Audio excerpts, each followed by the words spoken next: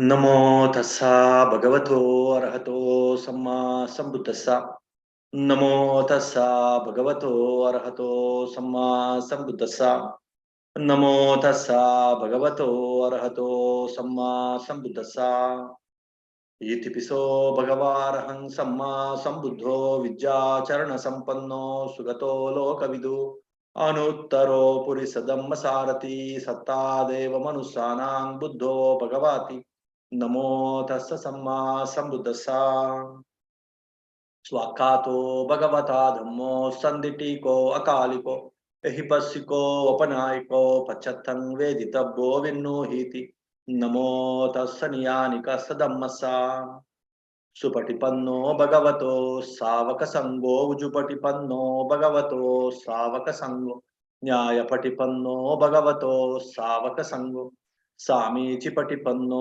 भगवतो सावक संगो यदिदं चत्तारि पुरिसयुगानि अट्टपुरिसपुग्गल एषा भगवतो सावक संगो आहुनय्यो पाहुनय्यो दक्किनय्यो अंजलिकरणीयो अनुत्तरं पुण्यकेतं लोकस्साति नमो तस्स अट्ट अर्य पुग्गला महासंगसा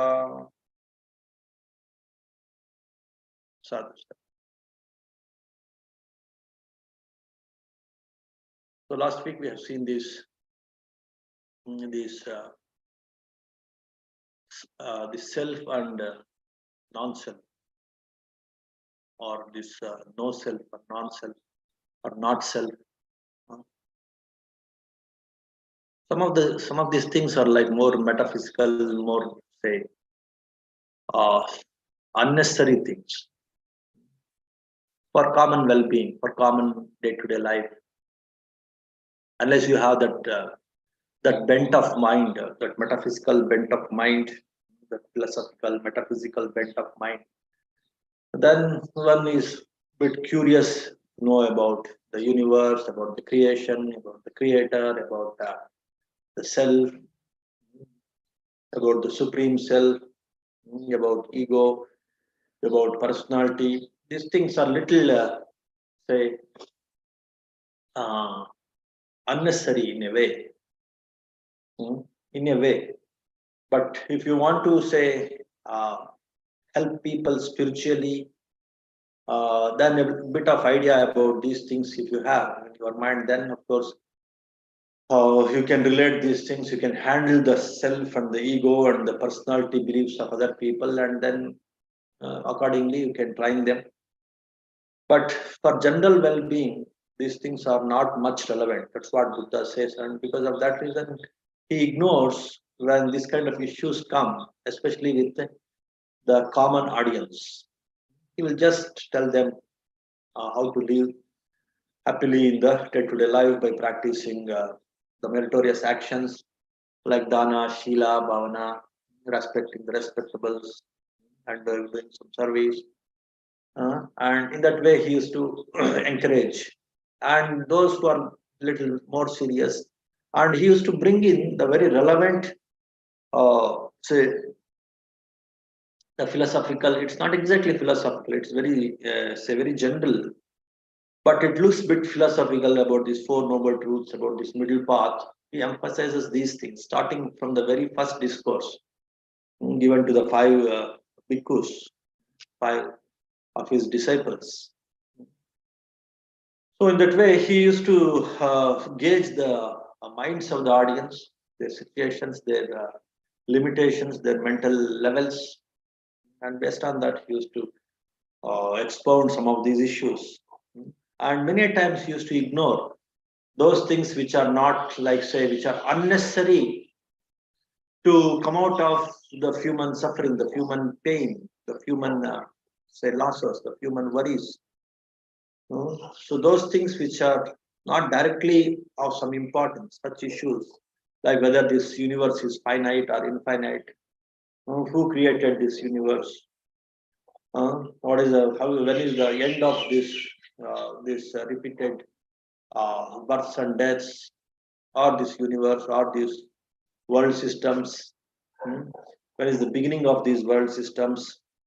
All these things, Buddha many times categorically rejects this kind of questions.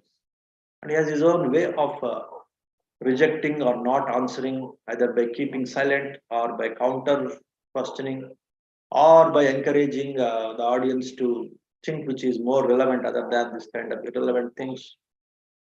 So that way he has his own ways of say uh, diverting also sometimes making them to think whether this question are relevant or not. In that way also Buddha used to become silent when people ask such questions.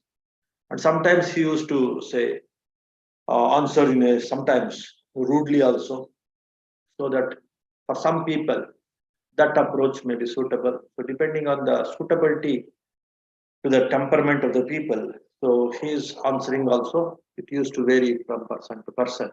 Why I'm telling these things? Because these concepts of self and non-self is not very much relevant for those who are serious in practicing this Noble Eightfold Path or this Four Noble Truths and progressing, coming out of this suffering or unsatisfactoriness of the world or this stress in the world. Hmm. So this is not very relevant for the common public. So that's what I wanted to highlight. That I want to emphasize. But those who are like really like they have that bent of mind. Generally, the human minds are more of curious to know this kind of questions, which are not directly uh, concerned to their life, because uh, that is what is one of the limitations of the human mind. That curiosity, unnecessary curiosity, though it is sometimes it's of some use, especially in the scientific inventions and all, but in the spiritual inventions, many times it become an obstacle for correctly understanding the spiritual values, the spiritual path. Once what happened is there was one disciple, his name Malunkyya Buddha. He was of this kind of temperament, like discursive temperament, thinking so many things which are not relevant for the human welfare or his own welfare, or coming out of the stress, which is because of the old age, because of sickness, because of so many things, psychological stresses, physical stresses, so many things we have to come across in our day-to-day life also.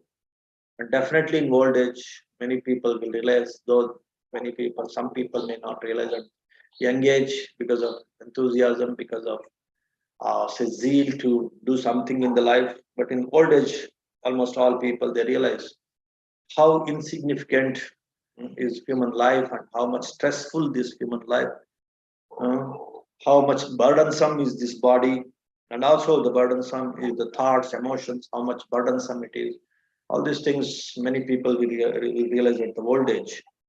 But this young man, this Malunke Buddha, though because of his over smartness, in a way, because of his over smartness, he was very much carried away with this kind of say unnecessary things, which he thinks are very important.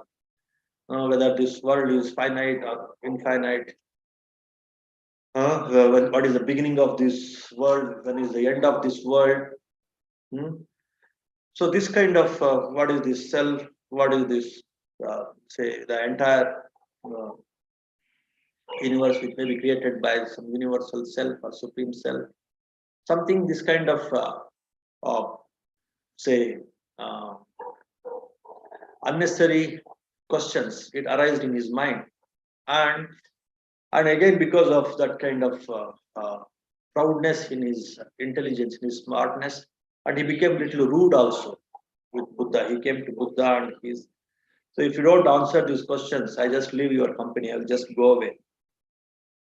So then Buddha also became little strict and little strong in his words, and he said, "You stupid person, foolish fellow. So I never told you that you be my disciple. I will give answer to this kind of questions. That was not my invitation to you to become my disciple. What was my invitation? If you will become my disciple, then you will come out of this stress or this suffering or this unsatisfactoriness of carrying this body and mind, the burden of this body and mind. So that will not be there. So because of that reason, I have invited you to become my disciple. I have not promised you that I will answer all these unnecessary questions. So in that way, Buddha became little firm and strict and little strong in his words. And then, out of compassion, again he explains. See now, what is the importance of knowing these questions? How relevant they are? If a person is stuck with one poisonous arrow, poison smeared arrow, so then if that fellow, if he started asking, so who shot this arrow? From what distance he shot this arrow? Whether he is a man or woman, whether he is young or old, whether he belongs to this community or that community. What is this arrow made up of? Whether it is made up of wood or say metal. In that way, if his questions are something like this, again, what will happen to him? He's stuck with this poisonous arrow. The poison will enter into his body and he will die. At that time, his priority should be to know, say, how to come out of this suffering by going to a doctor or somebody who is skillful in removing this arrow and treating and removing that poison. That's what is his main concern. So forgetting that main concern, the first priority, then if he starts thinking all these things which are not relevant, which are unnecessary at that moment, then he will die. The same thing is your situation. So your duty is to know about this old age, this death, this suffering of carrying this body, suffering of carrying this mind, which is like, say, the four faculties of the mind. In some way or the other way, they create stress because of its impermanent nature, because of its fleeting nature. And why this kind of fleeting natured body and mind I'm stuck with? How to disconnect from this skillfully? What is the cause of this? So these four noble truths, understanding and penetrating into these four noble truths. So that's what is the main concern. Since he's simply worrying about this, what is this self? Who is created this self and who created this universe? All these things are not relevant. They are not priority. They are not concern. Directly, you should encounter the present problem, the present issue, in a comprehensive way, not having some imaginative and which is corrupted with some wrong perceptions, wrong observations. That I will tell you why people have created this kind of pernicious views about the world, about the self, about the non-self. Why this kind of theistic or eternalistic views have arisen in humans' mind, and why the nihilistic views or the atheistic views have arisen in the human minds. These things are the cause of arising of these views that we will see today, because then comprehending the importance of the knowledge of non-self and the significance of knowing this self and non-self, they have some role. Self also, you can't simply, I am non-self, I can go and hit anybody. No, you have body, you have mind. Until and unless you understand this body and its nature, and then until and unless you understand the mind and transcend this body, transcend this mind with proper understanding, with proper, say, intelligence, then only you can disconnect from this body, disconnect from this mind. Until then, you have to have some idea about taking care of this body, taking care of this mind. And until and unless you transcend from this, you have to possess them. You have to take care of them, guard them as they are of you. They are of yours. If not, they are you. At least you have to take care of them. They are yours. That is a problem with the nihilistic views. So this body gone, everything gone. That way they think, and they don't work on the mind. And these theistic views or the eternalistic views of lot of importance to the so-called supreme soul or soul, the pure soul, that they ignore the body, ignore the mind. They simply get carried away with this idea of soul and they don't again work on the mind, purify the mind. Sometimes they torture the body also. So in that way, these pernicious extreme views, they create a lot of confusion, more stress. It will add up more stress, more pain, more suffering only. Because of that reason, in a balanced way, with an equanimous way, how to handle these concepts of self, uh, which are again, of course, related to the body and mind, and slowly how to transcend this, and then how slowly how to realize this non-self. That kind of integrated approach, if you have, then definitely you will start working on the mind. Your approach will be mind-centered approach. Your path will be middle path, which we will avoid these extreme views of eternalism and annihilism. Hmm. So, because of these things, Buddha discouraged this malum ke putta.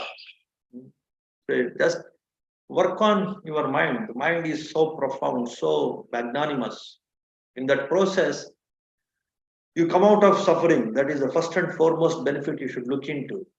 You will come out of this burden of the body, burden of the mind. When you start purifying the mind by understanding the mind, then as a secondary benefit, then as a byproduct, you will start knowing about all these things that are simply say creating problem for you, like this, about this world, about this universe, about the creation.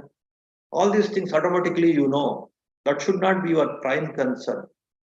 Your prime concern should be to realize these four noble truths about suffering and happiness, about suffering and the cause of suffering, happiness and the cause of happiness. In that way, Buddha used to motivate many people who are who are having this kind of discursive temperament. Simply, they're stuck in some unnecessary things and they waste their intellect in knowing the real things, the actual things, the needed things, the necessary things. So, to just make them to come to the track, to come to the right track of realizing the right things, which are of truly beneficial. And then automatically, when you start knowing the things which are of true benefit, automatically other things will fall in place. Other knowledges will fall in place. It will also come to your understanding, come to your comprehension about soul, about supreme, about this self, the limitations of self, about the true nature of the non-self. Then the other pernicious views of the theists and the atheists, it will go away from the mind. So because of that reason, so this kind of priority in the life, knowing about the uh, suffering and the cause of suffering, happiness and the cause of suffering, that should be the prime priority, the major importance one should give. Then if you keep working on those things, automatically other aspects will fall in place. That is what is the point that I want to highlight beginning of the session. The second thing now we want to see in this session is like how this kind of pernicious views arise in the human intellect. It's not out of only crookedness. Some people, they want to exploit people, so they bring in the supreme soul and they represent themselves as the representatives or the messengers of the supreme soul, and then to bring people under their grip and their domination. So some people may be there, but many good people, they will not be having that kind of intentions. Their intentions, again, because of some imperfect observation, imperfect meditative observations, imperfect revelations. Many people say something revealed to them by the supreme soul or by the God. They have revealed something, and because of the revelation, they got that knowledge that they want to give it to the people, the general public. In that way, they promote. It may not be absolutely crooked idea, or it may not be absolutely selfish thing. It may be most of the times. That's what Buddha says again in this Brahmajala Sutta. It is because of the imperfect revelation, imperfect observation, imperfect conclusion based on imperfect observation. The human mind is very tricky. It plays 1,000,000 games until and unless you completely catch hold and understand it in a comprehensive, in an integrated way. The human mind, it plays some tricks. And because of those tricks, some people get trapped and they think that something is revealed to them. Some higher knowledge, higher truths are revealed to them. And that's what is their moral duty. They are born to teach the world about whatever imperfect revelations that they got to the world. And in that way, they start promoting these imperfect concepts about creation, about happiness, about soul, about supreme soul, about divinity. All these imperfect revelations, imperfect knowledge comes because of imperfect observation and immediately taking conclusions based on imperfect observation, not going deep into the core of the problem, core of the truth. They lose patience, maybe that is one thing. And second thing is they conclude that, oh, this is what is ultimate truth, and they realize it's the ultimate truth. Such kind of half-baked knowledge based on imperfect observation and imperfect conclusion, that leads to this kind of pernicious views like these theistic or eternalistic views, or unhelistic, or this atheistic views.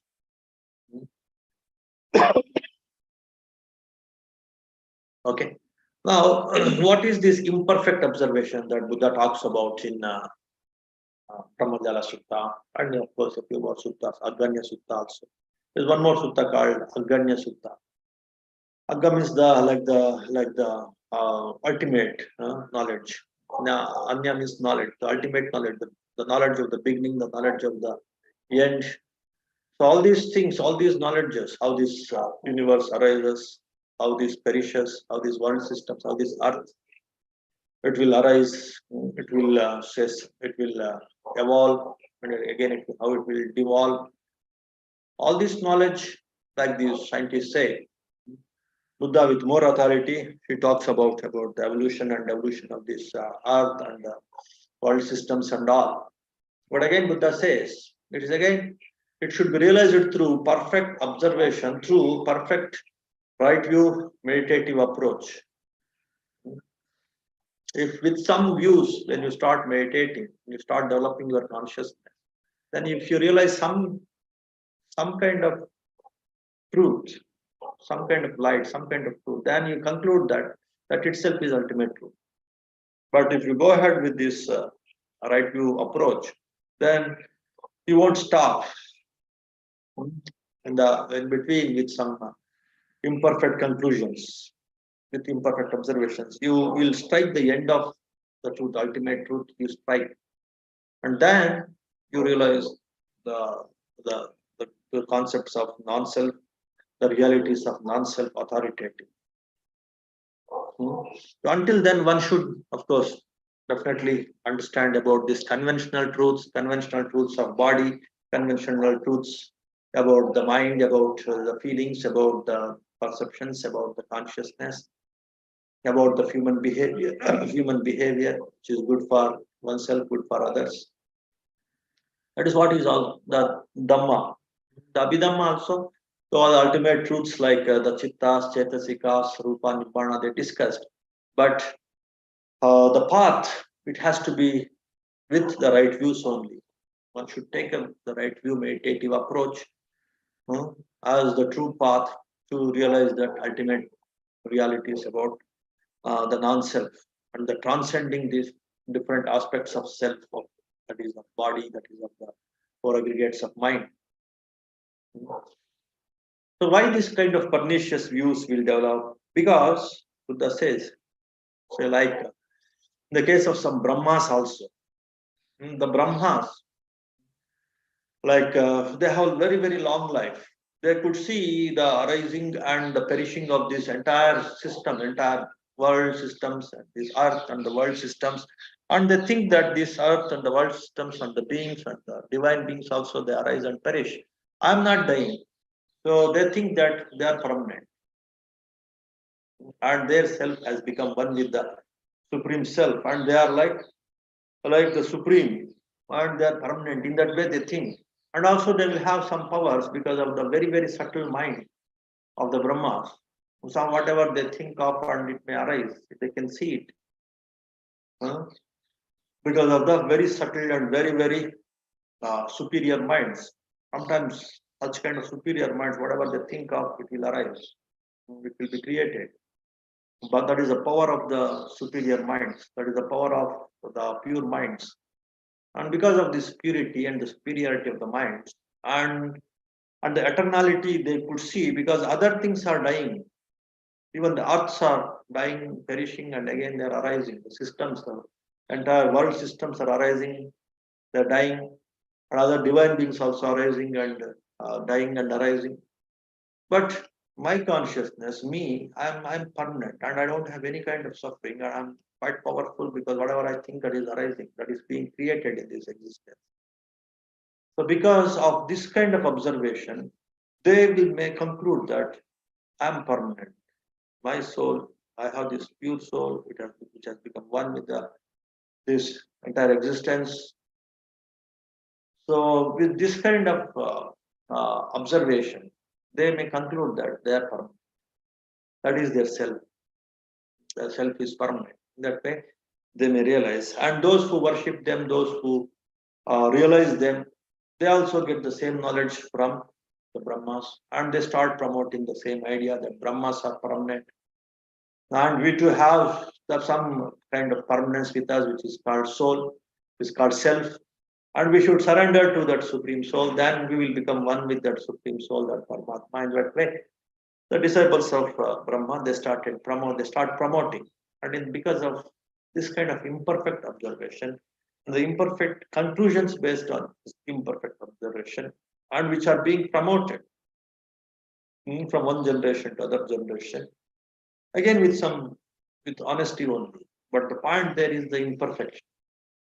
Because of that, this kind of pernicious theistic views, self-based views, they will arise in the minds of the human intellect.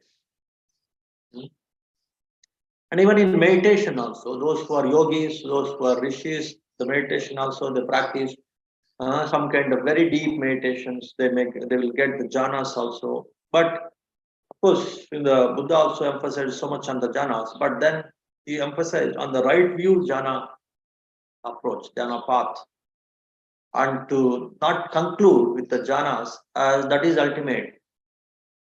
That is very, very important to make the mind very, very sharp and sensitive, and then go to see the ultimate reality of the mind again with some objectivity, and to see the ultimate nature of the body and mind, and then realize non-self. That's what is Buddha's approach.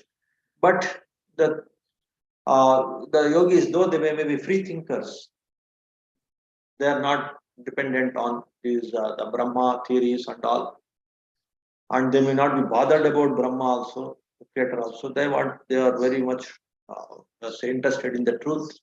But when they realize these deep jhanas, deep absorptions, and when they see the entire universe is suffused with this great consciousness, vast nothingness, vast space, especially the vast consciousness. They think that that is the universal consciousness, and they became one with the universal consciousness, and their self has become one with the universal self. In that way, they conclude, and they say that they bring this concept of self and also this supreme self. The myself has become one with the supreme self. So, because of that kind of imperfect meditations and the conclusions based on those imperfect meditations, even by the free thinking or free, seeking yogis and the rishis, sometimes this kind of theistic views or eternalistic views, better to say the eternalistic views. So I became eternal. I became one with this universal consciousness. In that way, they conclude these yogis. Even in the present generation, I have seen many people.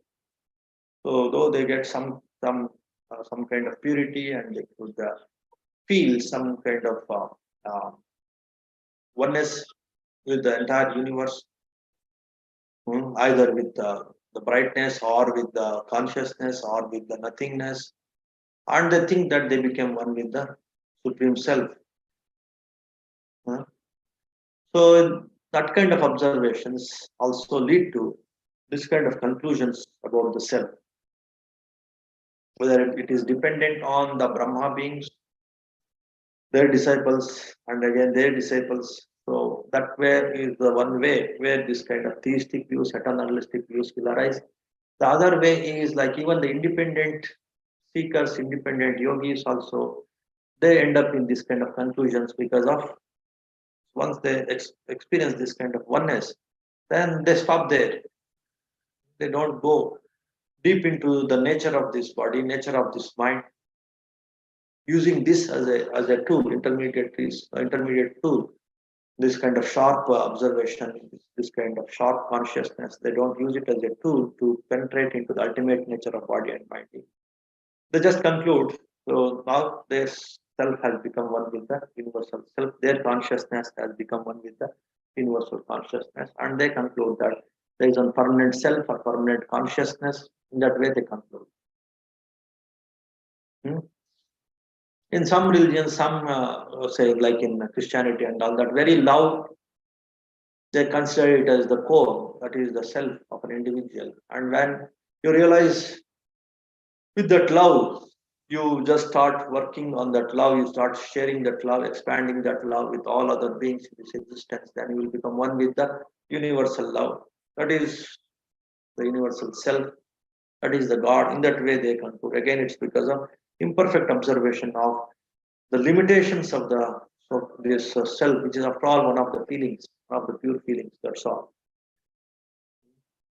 And with this, some other the energy or the power focused, say, sects or religions like the Shaivism, here Mahashivratri, they worship the power, the energy, Shiva Shakti, and with some meditation, with some will, they develop some kind of confidence, some kind of ability to, say, tolerate the problem or say, the limitations of the body. If they overcome with some meditation where the focus is more on the energy levels of the body.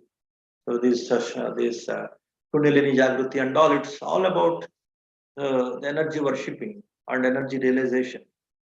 And if they achieve some kind of superior energies, then they think that their self has become one with the supreme self. So in that way, because of these improper observations, where you feel something superior than other ordinary human beings, either with energy levels or with love or with sacrificing levels or with consciousness, in any of these four faculties of the mind, which are just considered as faculties of the mind, according to Buddha's teachings. Even the intellect, even your logical mind also, if you some intellectual people, if they think that they are superior in their intellect in analyzing the things, they conclude that they have realized the God with analysis, either with this expanded consciousness, expanded love, or expanded energy levels, or expanded understanding about the nature of the body and mind to some extent, logically. And they think that say there is some self which has become one with the supreme self. In that way, even with analytical knowledge, with logical mind, also some people conclude like that. That's what again discussed in this Brahmajala Sutta. Even with logically, also some people conclude the self and the supreme self with imperfect logic. With awareness, with consciousness, also with imperfect awareness, some people conclude there is self and which has become one with the supreme self.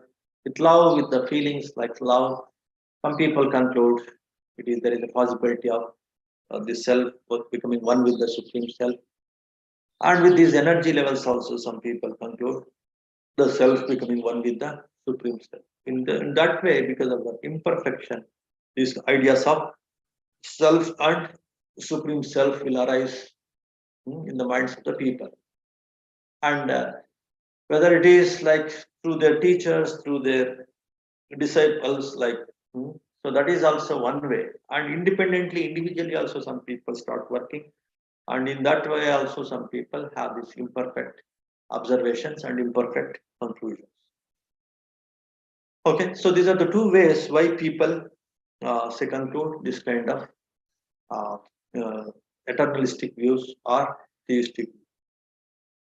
Okay, the same way the atheistic views also. Some people, everything they try to grasp about the nature, about the existence only through their five senses.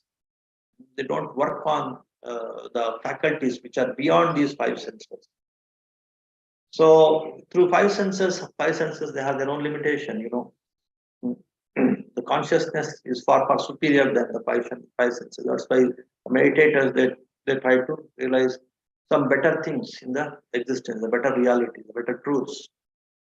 The love, of course, it is more emotional, so it will have some benefits and of course some limitations also.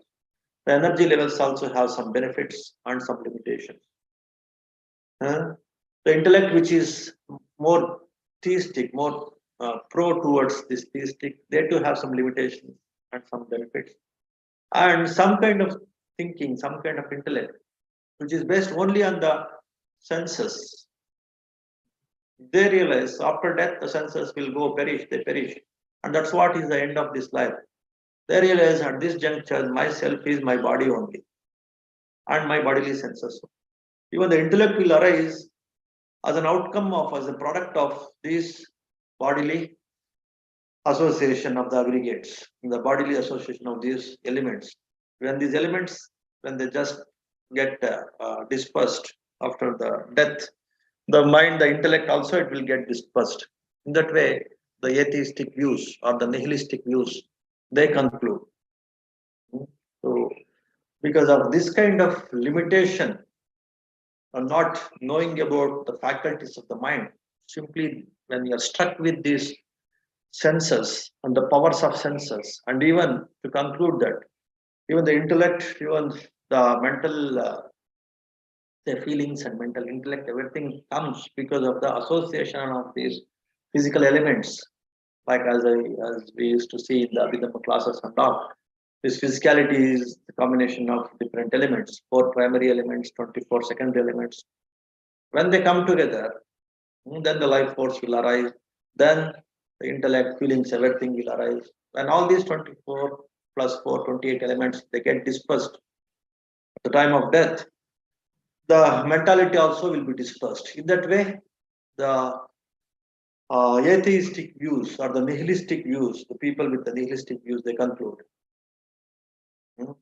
Because they can't penetrate deep into the different faculties of the mind, the different components of the mind, the different aggregates of the mind, how the mind is far, far subtler, far, far superior than the body, how this flow of consciousness, how this flow of the consciousness moments in the one cognitive series of the mind. Even after the death, this series, how it will go on, how the stream of consciousness will go on, living one body, taking another body. It's not the pure soul, it is a stream of consciousness will go from one body to another body after the death. If that kind of observation, which is possible again through right through meditations, how the flow of the mind, flow of the stream of the consciousness happens. If that kind of proper observation, right view observation is not made in the meditations, and thereby not realizing how this stream of consciousness has flown from life after life after life, from past so many lives, if that is not seen,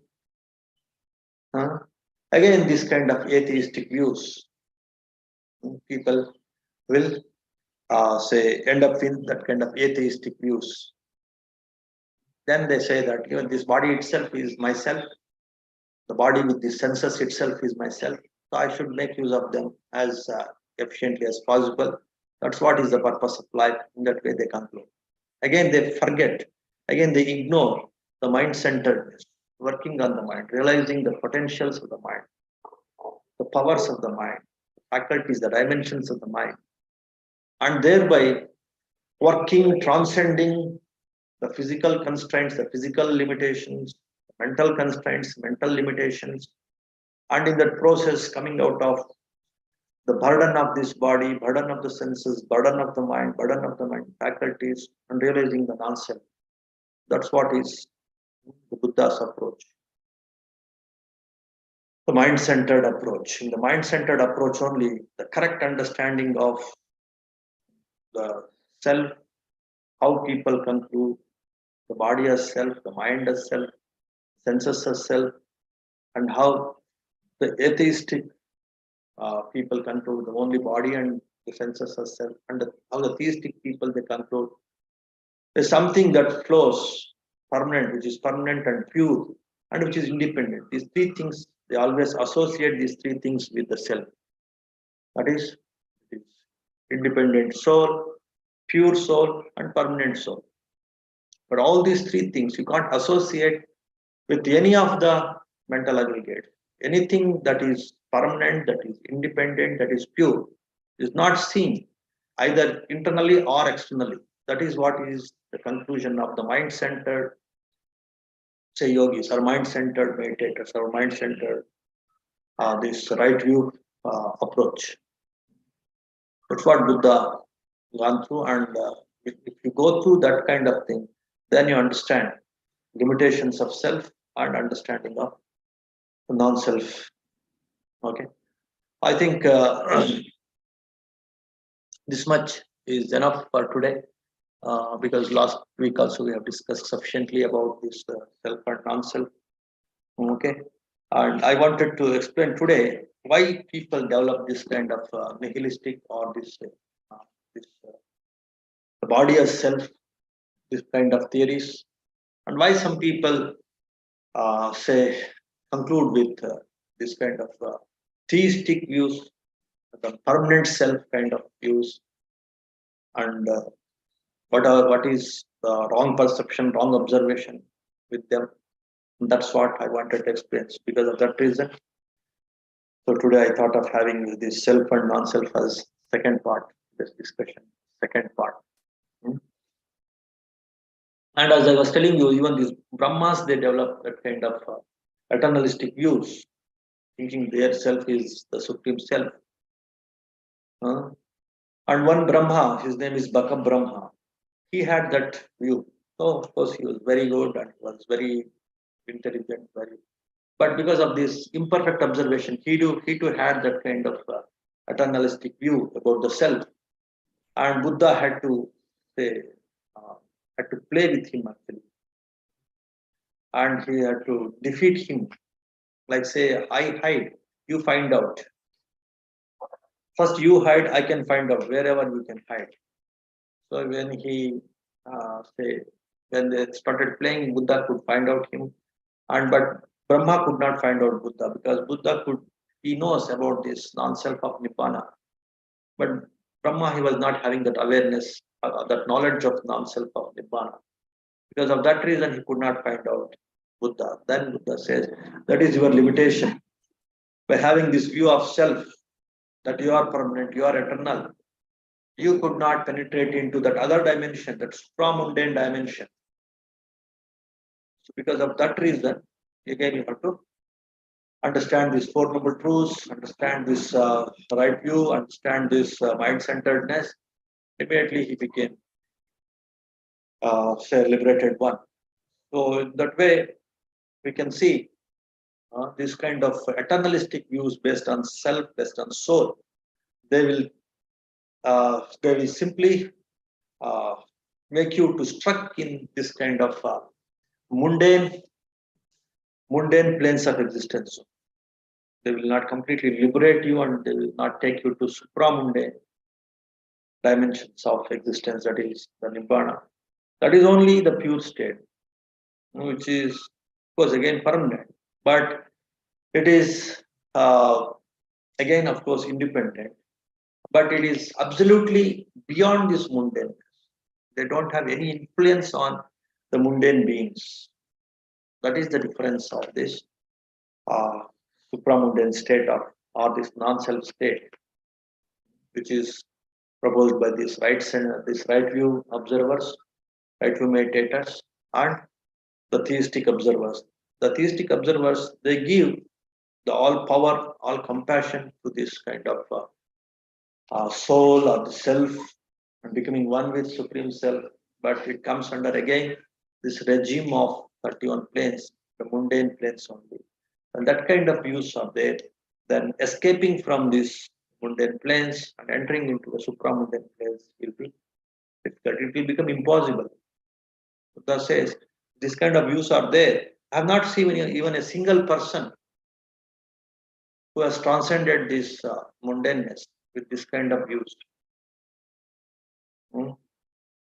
Only one individual, one being who is having this strong confidence in law of karma, law of cause and effect. I could see him that he could escape from the divine life. He could escape from this human life and some stressful divine lives. Other than that, all other people, they're stuck only at the human life only with this kind of wrong views. They can't even get some takeoff, even to enter into the divine life. If you have this kind of wrong views about eternalism, eternalistic views, theistic, atheistic views, or the nihilistic views. So he cautioned not to get trapped into these eternalistic views and nihilistic views, and understand about this uh, mind-centered approach. Start working on the mind authoritatively with right view meditations. Then, say, escaping from this suffering becomes more authoritative. And in that process of escaping from suffering, as I was explaining in the case of that Malunke Buddha's story, giving the priorities in the life, simply not get carried away with some illusionary ideas, with some non-beneficial ideas, will not help you. Keep working on the mind, keep purifying the mind by understanding about the four faculties with right meditation, with right guidance. That is the safest and the best. That is what is the proclamation of Buddha. Okay, so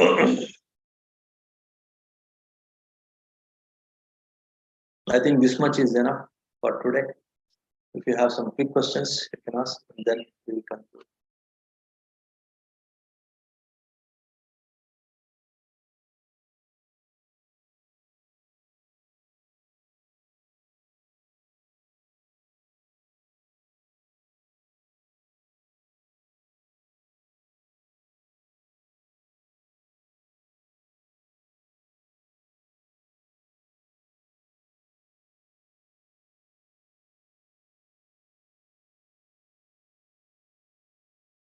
Those who are those who attended last week and also this week, so just keep in your mind that that's the practical points. So one should not be trapped into these extreme views of nihilism and eternalism. Eternalism views are more like the theistic views, the self or soul-centered views or supreme soul-centered views. The nihilistic views or the atheistic views are more of body-centered. Only this body and the body senses, bodily pleasures are the ultimate. So that kind of nihilistic views. And after the death, everything will collapse, everything will just perish. The mind is also a byproduct of the body. So that kind of nihilistic views you should avoid.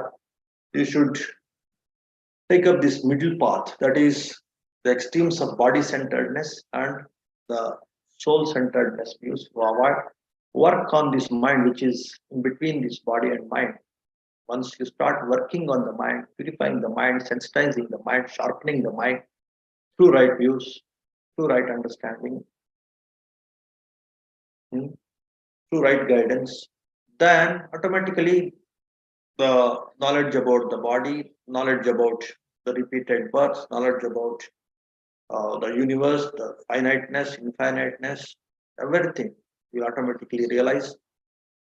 So this is the summary of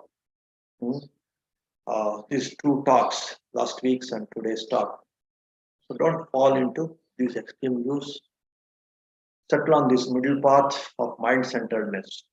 Okay, so that's what I wanted to highlight in almost all my talks, but these two talks are very much relevant to realize this. So that is what the final conclusion, the final, the key takeaway of these two talks, and take it as again one kind of motivation to work on meditation, to work on right meditation, right view meditation of this mind-centered, this mind-centered middle path approach. Okay.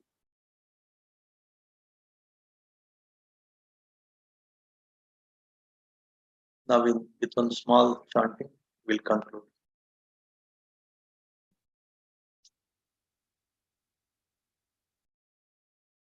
Namo tassa bhagavato arhato samma sambuddhassa bhavatu sabba mangalam rakkantu sabba devata sabba buddhanubhavena sabba dhammanubhavena sabba sanghanubhavena sada sotti bhavantu te sukhi bhaveyan niddukko ahang nicca ahang viya idacha me sukhi hontu majjata chatavedino imam gammante dhamme tatta hontu sukhi sada ato parancharadjesu chakkavale sujantano sadhu sadhu